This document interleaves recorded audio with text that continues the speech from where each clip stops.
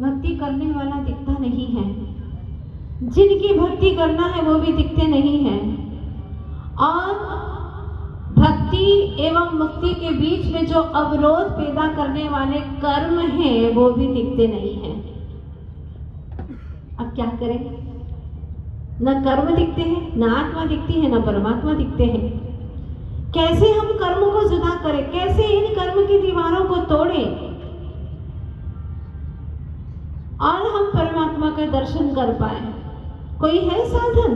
हाँ, भगवान ने ही बताया है कि एक साधन है, जबरदस्त साधन है और अचूक उपाय वो है भक्ति, उपासना, आराधना। एक सरल मार्ग है।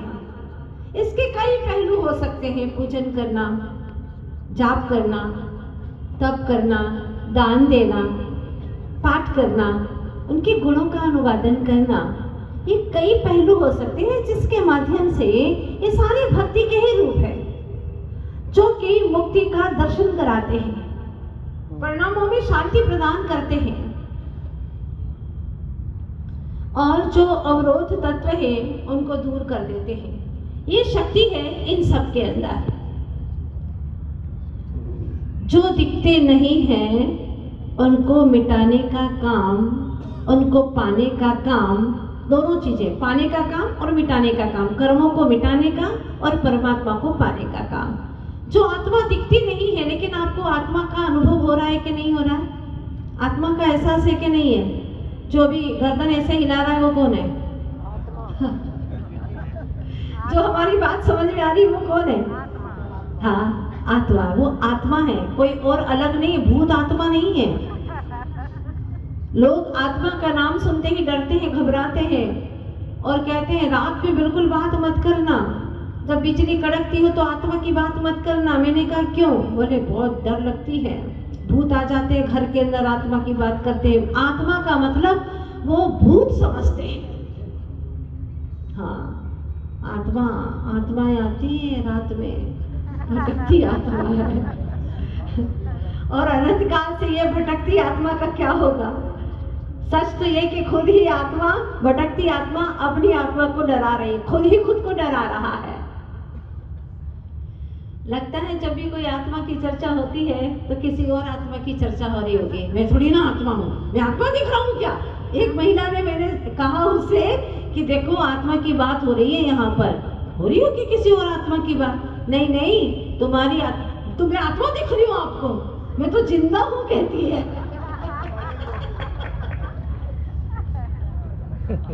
अब मैंने कहा कि जैसे तुम कहती हो, सोच रही हो कि जो आत्मा है भूत प्रेत आदि, मरी हुई आत्मा। मैंने कहा मरी हुई आत्मा होती नहीं, आत्मा कभी मरती नहीं, वाकई रंग हो गया तुम्हारा सेंटेंस।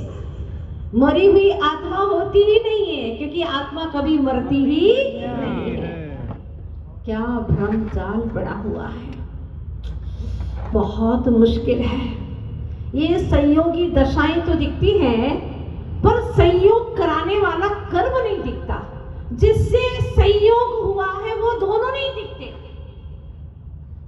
आत्मा भी नहीं दिखता और कर्म भी नहीं दिखता, लेकिन इन दोनों की जो संयोगी दशा है वो है मनुष्य पर्याय। ये मनुष्य पर्याय वो दिखाई दे रही है, ये तिर्यंच पर्याय, पशुओं की पर्याय वो दिखाई देती हैं, पर दोनों भिन्न भिन्न जो वस्तु तत्व हैं वो दिखाई नहीं देते। संयोग में भटक रहा है ये जीव, संयोगज भावों को करके, यानी राग देश आदि भावों को करके इन संयोगों को अपना मान करके भटक रहा है, जबकि शुद्ध आत्म तत्व तू है, उसको अपना क्यों नहीं मानता चेतन? क्यों नहीं मानता? इसीलिए बार बार जन्म मरण कर रहा है, बार बार अनंत अनंत अनंत दुखों को भोग रहा है। उसमें महज अगर कोई कारण है तो वह है हमारा भ्रम, बेभान बेसुध होकर के जीना। बस अब की बार संकल्प कर लो, भगवान अब प्रण करते हैं तेरी शरण में।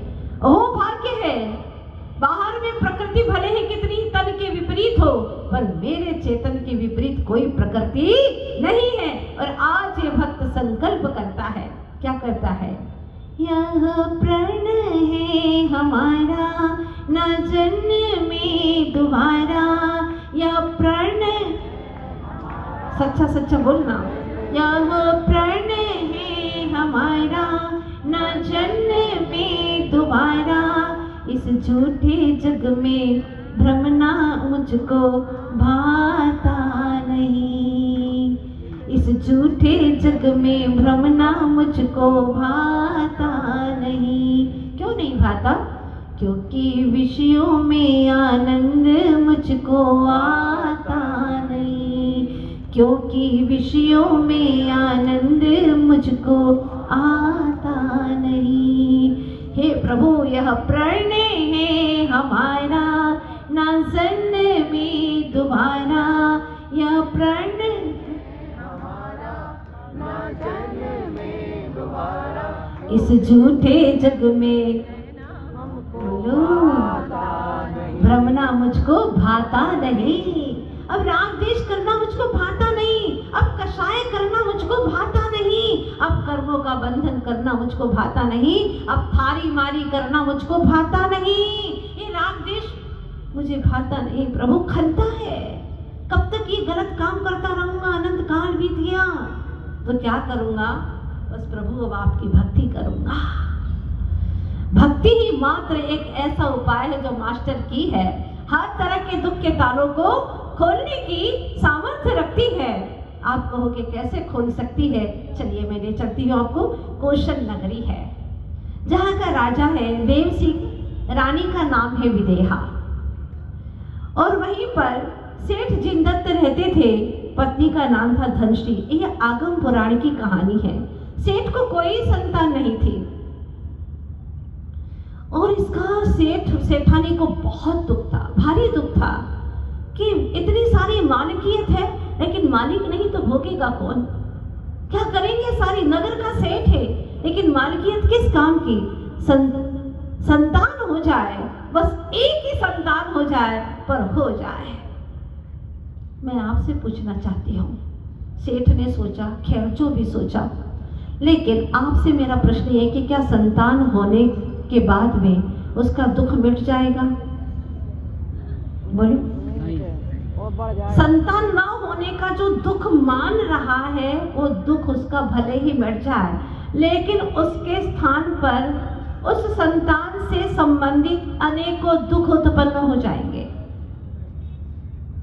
बेटा हुआ है या बेटी हुई है, उसको बड़ा करना है। आजकल समय बहुत खराब है, पढ़ाना लिखाना, उसके योग्य कमाना, कहाँ क्या करेंगे, बस विकल्प चालू हो जाते हैं। पल भर सुख का एहसास हुआ नहीं कि अब उसके विकल्प शुरू हो गए। पहले अपने खुद के विकल्प थे, विवाह किया, पति का विकल्प हो गया, अब बच्चा हो गया, बच्चे का भी विकल्प शुरू हो गया। जॉब नहीं मिल रही है, विकल्प, पढ़ नहीं पा रहा है अच्छे से तो विकल्प, और जॉब भी मिल गया लेकिन गांव में रहता है, कोई शादी नहीं करता, और क्या करे? बड़ा धर्मात्मा लड़का है, बचपन से ही साधु संतों के पास में जाता है, रात को खाता नहीं है। जो भी लड़की आती है वो कहती है ऐसे धर्मात्मा से शादी नहीं करेंगे, तो कैसे अधर्मी पापी से व्यसनी से करोगी? किससे करोगे? तो उनके माँ बाप ने क्या संस्कार दिए हैं सोचो। वो लड़की कहती है, जैनी की लड़की, कैसे कहेंगे हम जैनी की लड़की है, वो कहती है कि रात को खाओगे? क्यों, निशाचर बनना है क्या? फास्ट फूड वगैरह बाजार का सब खाते तो हो ना, तो नॉनवेज खिलाएगी क्या? नहीं खाते हैं हम। घूमने तो ले जाओगे? बिल्कुल ले जाएंगे, शिखर जी ले जाएंगे तुमको, सारी वंदना कराएंगे, जितने भी भगवान के पंच कल्याण के क्षेत्र है वो सब जगह ले जाएंगे। तो फिर हम शादी नहीं कर सकते, क्योंकि अकल्याण करना है, मुझे भटकना है इधर उधर, जहां भटकने के साधन वहां ले जाओगे तो उसने कहा ऐसी लड़की मुझे चाहिए ही नहीं। अनंत काल से भटका हूं, मैं अपनी भटकन मिटाना चाहता हूं और तू मुझे और भटकाने के लिए प्रेरित करती है, ऐसा हम सफर मुझे नहीं चाहिए। वो माँ बाप जैनी है क्या? नहीं, प्रश्न चिन्ह खड़ा हो जाता है। जो माँ बाप अपने बच्चों को ये शिक्षा नहीं दे पाते कि बेटी हमेशा धर्मात्मा घर होना चाहिए। रोज लोग आते हैं, रोज कोई ना कोई बात करता है, माता जी कैसा समय आ गया है, इतना बड़ा घर है, सब कुछ अच्छा है, धर्म ध्यान की कोई कमी नहीं है, लेकिन लड़की वाले पूछते हैं तुम्हारे घर में आलू प्याज नहीं आता है? तो हमारी लड़की आके क्या करेगी? मतलब आलू प्याज जिस घर में आएगा वही लड़की आएगी। इसका क्या तुक है, क्या संबंध है, मुझे समझ में नहीं आता। और वो जैनी है तो उसको तो अहोभाव होना चाहिए। ओ ऐसा घर धन्य, यह है भगवान महावीर की परंपरा का घर, यह है तीर्थंकरों की परंपरा का घर। नाच होना चाहिए, उसे तो गौरव होना चाहिए। लेकिन गौरव नहीं होता। लड़कियां आती है पंक्तिबद्ध देख देख करके और चली जाती है, जैसे कि स्वयंवर रचने के लिए आई हो। क्या हो गया? ऐसी बुद्धि के अंदर पाप समाहित हो गया है। जन्मों जन्मों का पाप है उन माँ बाप का जो ऐसे बच्चे पैदा करते हैं, ऐसी संतान पैदा करते हैं। जन्म जन्म के पापी है। अपनी बच्चियों को कह देना सबसे पहले वो घर ढूंढे जो नाम का झेरी नहीं हो, काम का झेरी हो। अगर ऐसा 100 में एक घर भी रहा तो मुझे विश्वास है भगवान की आज्ञा का प्रवर्तन करने वाला पंचम काल के अंत तक वो जैनी बना रहेगा और जिन धर्म के तीर्थंकर के रथ को बढ़ाता चला जाएगा। नाच होना चाहिए, सम्मान की भावना जागृत होना चाहिए कि पिताश्री मुझे एक करोड़पति अरबपति नहीं चाहिए, पर बेटा वो तो सामान्य दुकानदार है और पैसा भी नहीं है उनके पास में, कोई जमीन जायदादें भी नहीं है। कोई बात नहीं पिताश्री, विवाह करूंगी तो इसी से करूंगी, क्योंकि इनके घर में धर्म का अवसर है, इनके घर में धर्ममय परिणमन हो रहा है। पिताश्री रोज मंदिर जाते हैं लोग, पूजन पाठ करते हैं, घर में रात्रि भोजन नहीं होता है, इनके घर में कभी आलू प्याज जमी कंद नहीं आता है। पिताजी विवाह करना है तो ऐसे घर में करें, जैन कुल का नाम रोशन करेंगे। ऐसे जब बिटिया कहती है तो माँ पिता को नाज होता है। ये बात है। सुन रहे हैं सभी माता पिता? सुन लेना और अपने बच्चों को सिखा देना, जाकर के सिखा देना। जो आप लोग क्या सोचते हैं कि आलू प्याज नहीं खाएंगे तो मर जाएंगे? हाँ, पहले तो कोई खाते ही नहीं थे। 120 साल की आयु जीते थे, ध्यान रखना। और इसके पहले और जाओ और जाओ और जाओ, 3-3 पल्ले की आयु जीते थे। और क्या खाते थे? इतना सा 3 दिन के बाद में, इतना सा हरण जितना, छोटी बाल हरण जितना खाते थे। जितना अनाप शनाप खा रहे हो इतनी ही उम्र घटती जा रही है, बीमारियां बढ़ती जा रही है। तो बच्चों को ये संस्कार दो। मैं जिस कहानी की ओर आपको ले जाना चाहती हूँ, हो सकता है इस कहानी में आपको बहुत कुछ मिल जाए। तो प्रश्न ये है कि संतान हो भी जाएगी तो क्या दुख कम हो जाएगा? जरूरी नहीं है। अगर विचार धार्मिक नहीं है तो तुम्हारा दुख बना रहेगा, असाता कर्म उदय में आता रहेगा, उसको कोई टाल नहीं सकता। अधर्मी के जीवन में असाता ऐसे आकर के धमकते हैं, उसको कोई टाल नहीं सकता। लेकिन धर्मात्मा के जीवन में, जो सच में धर्मात्मा है, जीवन में कर्म उदय में आएंगे, असता भी उदय में आएगा, लेकिन वो सब पुण्य के प्रभाव से, धर्म के प्रभाव से टलते चले जाएंगे। इसीलिए बार बार आपसे अनुरोध करती हूँ, कोई दिन ऐसा ना हो कि आप धर्म किए बिना, साथी से पुण्य अर्जन किए बिना ऐसे ही सो जाओ और दिन को गवा दो। जब रोग घिर आते हैं तो क्या करोगे? पल्ले में पुण्य बंधा ही नहीं है, डॉक्टर पर डॉक्टर आ रहे हैं लेकिन कुछ ठीक ही नहीं होता। क्यों?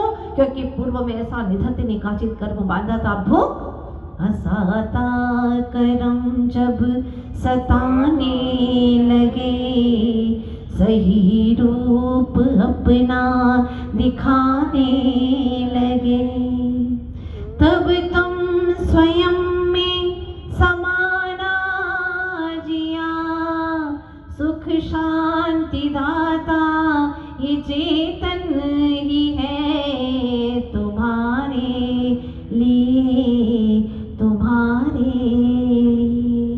क्या समझाते हैं आचार्य? पूर्व की है ये तुम्हारी कमाई, जिस फल में तुमने ये स्थिति पाई, अब सोचने से क्या दुख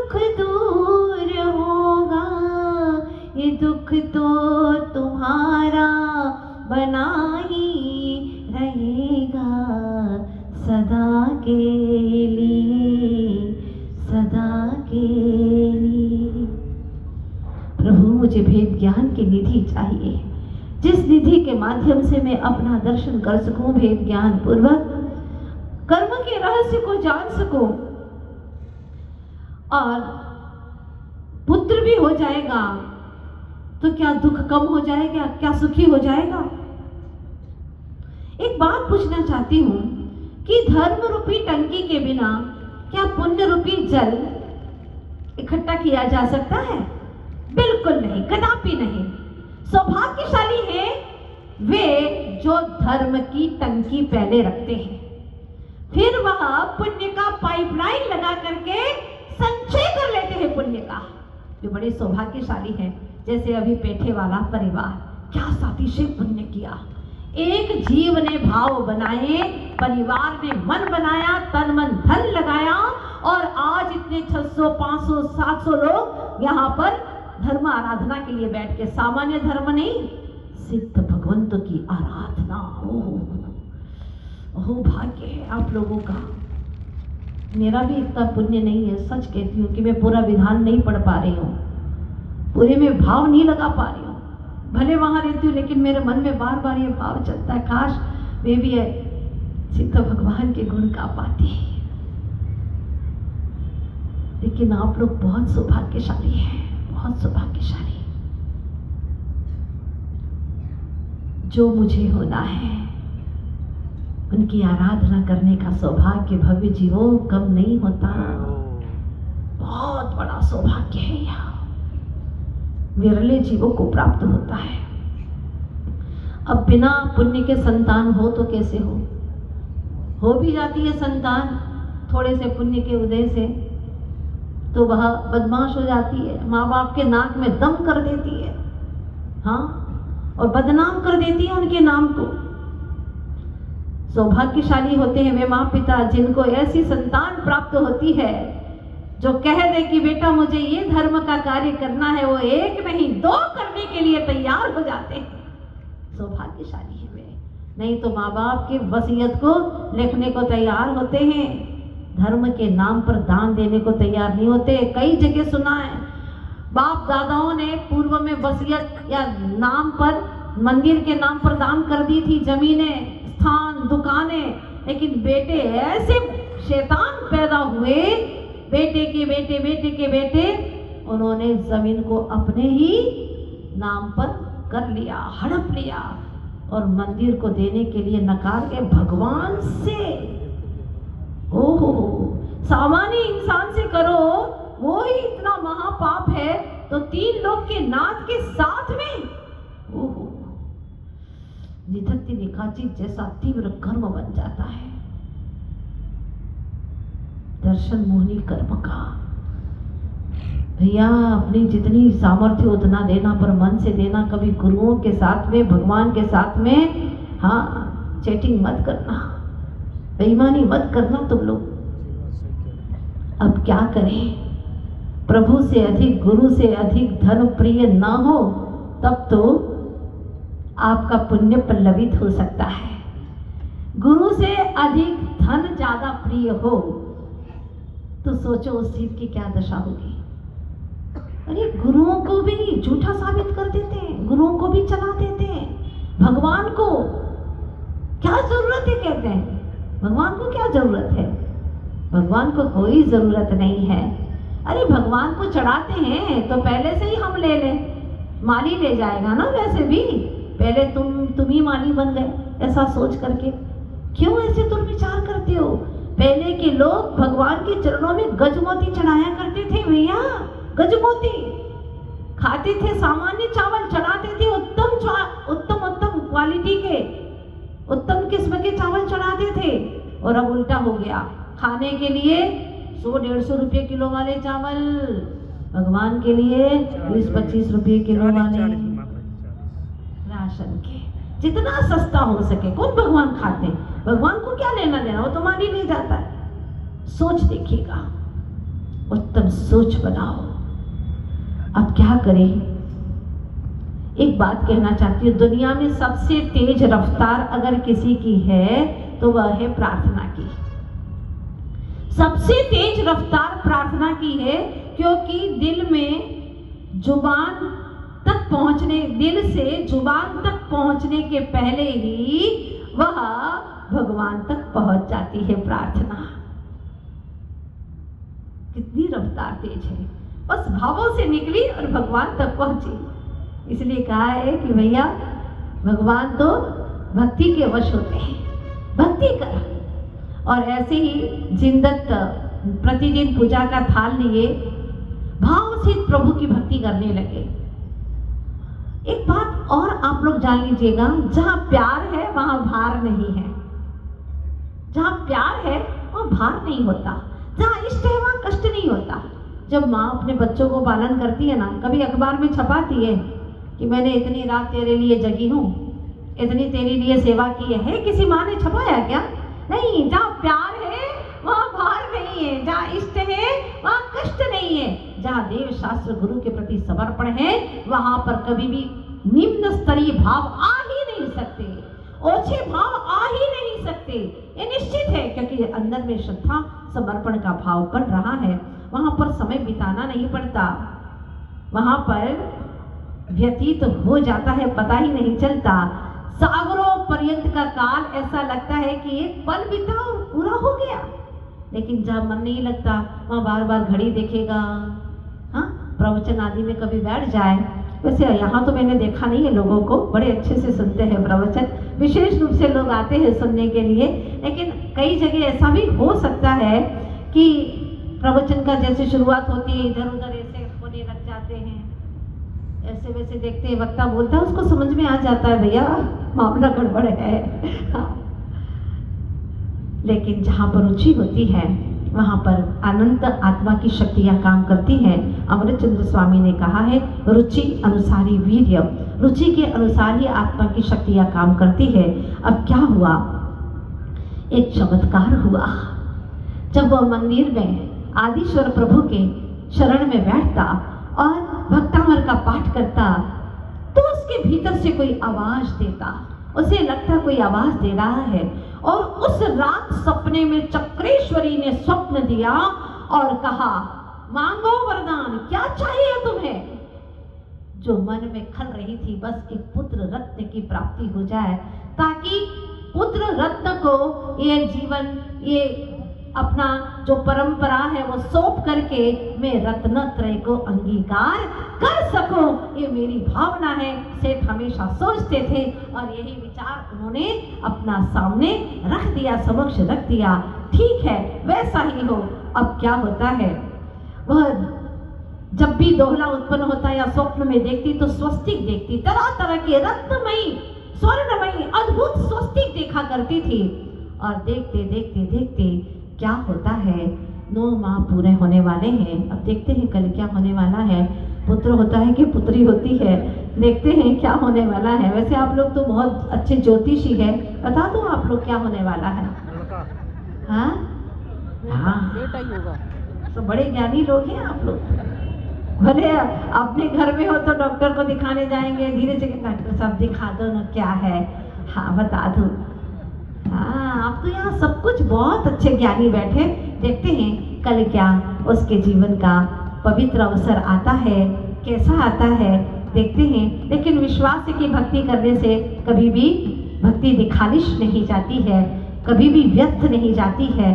देखते हैं कल क्या होने वाला है। कहानी बहुत अच्छे मोड़ पर आपको लेकर के जाएगी, बहुत कुछ मिलने वाला है।